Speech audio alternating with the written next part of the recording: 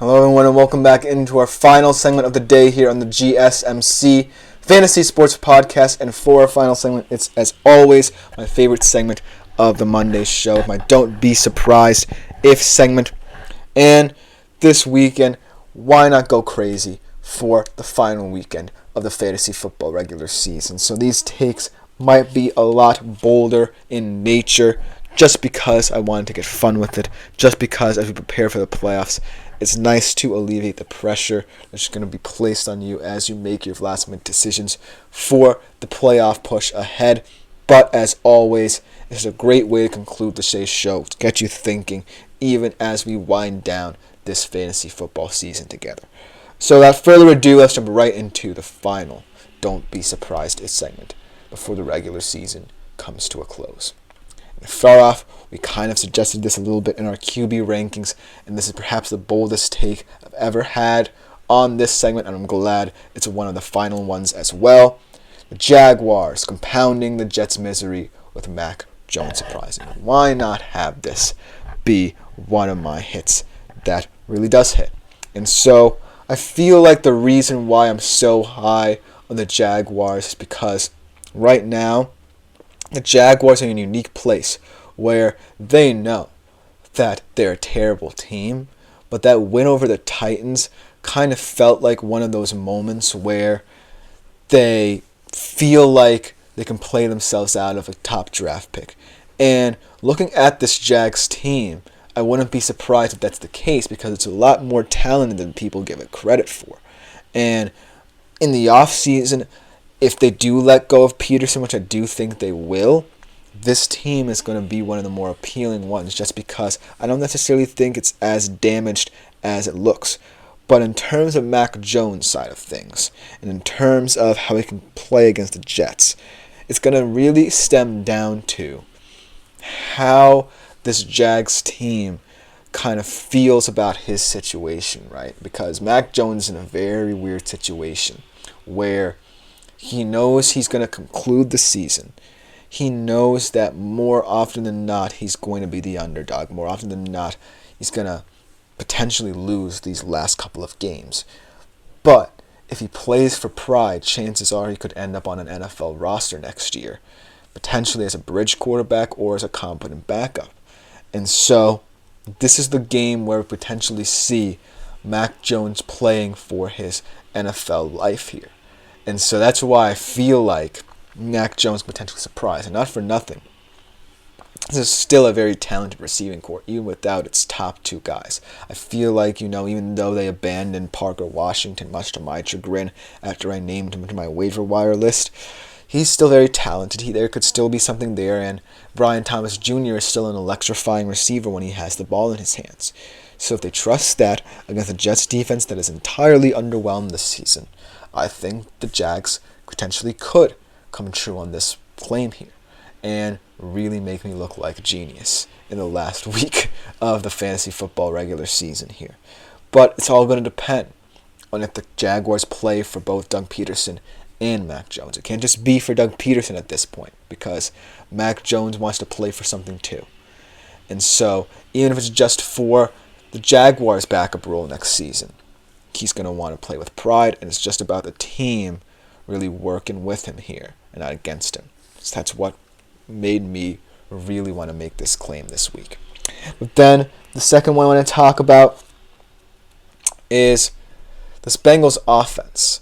We kind of talked about it against this Cowboys defense tonight, but going up against the Titans defense, who still played very well against the Jags this week, but kind of fell apart in the fourth quarter, and how they can play against this Bengals offense. I think that this Bengals offense could potentially be stymied by the Tennessee Titans. Let's talk about teams who have underwhelmed but have had units really step up in unexpected ways. And the Titans defense really has. Yes, they have a lot of injuries that really kind of stopped their development. For example, the L'Jarius Sneed injury, their secondary really has been disappointing over the past couple of weeks, but they're still one of the top pass defenses in the league. This run unit is really, really impressive. I like a lot of pieces there. Harold Landry, Jeffrey Simmons is there. I really think that this Titans defense is underrated, but it's going to all have to come together in a very tough matchup against the Bengals this week. And I don't really think their offense is really capable of keeping up with this Bengals offense. Is going to come down to what this Titans defense does. And I do think there can be moments where this Titans defense really slows down this Bengals offense at certain moments. It's going to take a village, but I think that the Titans defense is a unit that I've grown to respect this season, despite the fact that from a fantasy perspective, it may not have been an appealing choice to take them. So that's why I feel like this Titans team can spring one final surprise for you this fantasy season. And then, the third one I want to talk about, how about in this weird matchup? I believe this is the Sunday night football game this week. Steelers against the Eagles in a battle of attrition, really. Two very solid defenses, two very potent offenses in different ways. How about Saquon, as always, being the X factor in this battle of the trenches? I do think this is going to be a low-scoring affair here. I don't necessarily think one team is going to assert its dominance over the other, and I do feel like there are going to be moments where it's going to be really rough for this Eagles offense.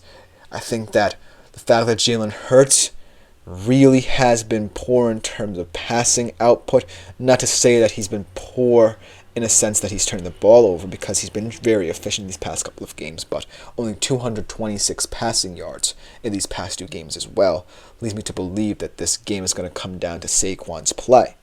And so, in the trenches, going up against this elite linebacking core, Saquon's going to have to find ways, whether it be rushing or receiving, to really get this Eagles ground game and offense really going, because I think the Steelers have the better opportunity in this matchup to take advantage of the fact that this passing attack isn't as potent as people think.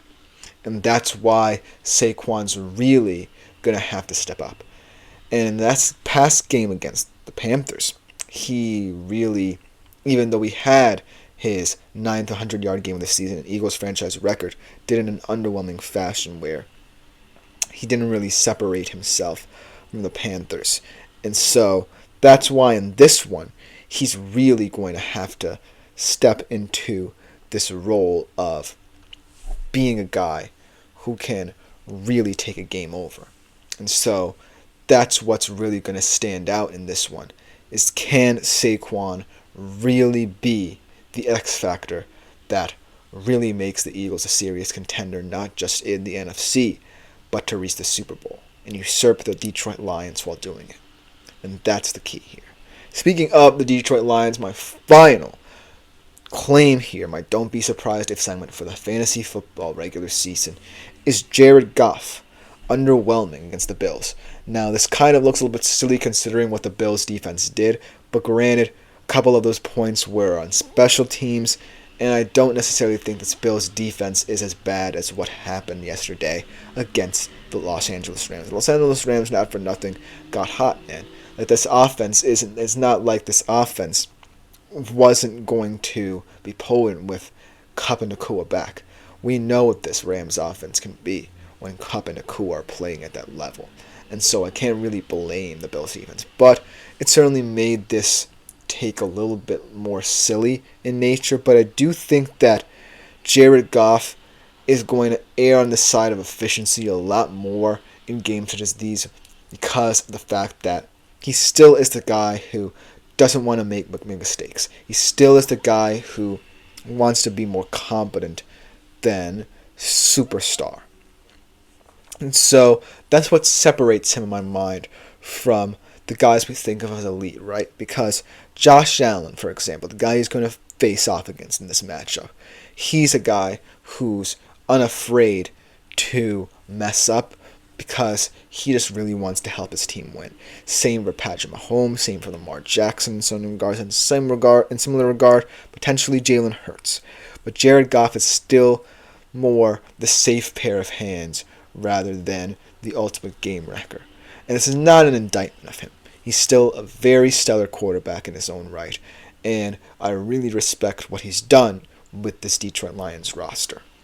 But in terms of output here, from a fantasy perspective, I still think a lot of people are disregarding him just because of the fact that he's not necessarily a guy who's going to put up the gaudy numbers. He's the guy who's going to be efficient.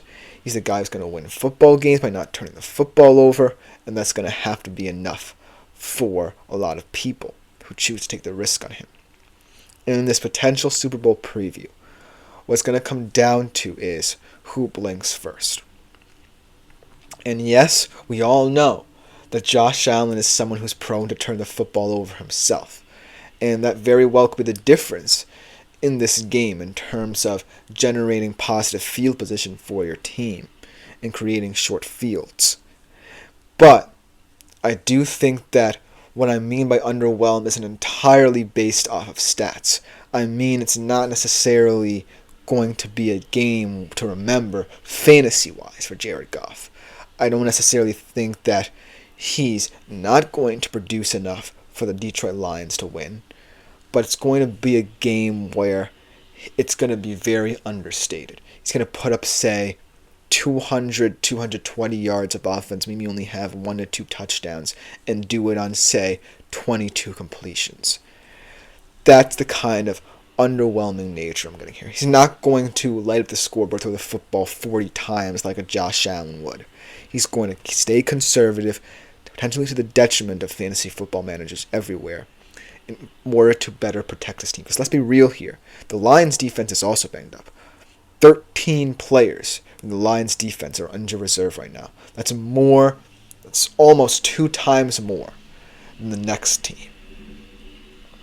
And so that's why I feel like this game is going to come down to control for Jared Goff in this offense. And that's why I feel like for this last take ever of the Don't Be Surprised If segment, Jared Goff might be underwhelming in the last week of the regular season, the fantasy football season. That will just about do it for today's edition of the GSMC Fantasy Sports Podcast, brought to you as always by the GSMC Sports Network. I've been Christopher Shepard. Thank you for tuning in. Remember to like, follow, and subscribe to the show on the network. Make yourselves available to the Super Chat, Super Thanks, and Super Stickers features here on YouTube as well to continue to contribute and interact with the show more directly. But other than that, see you tomorrow at 3:30 p.m. Eastern. I am out until then.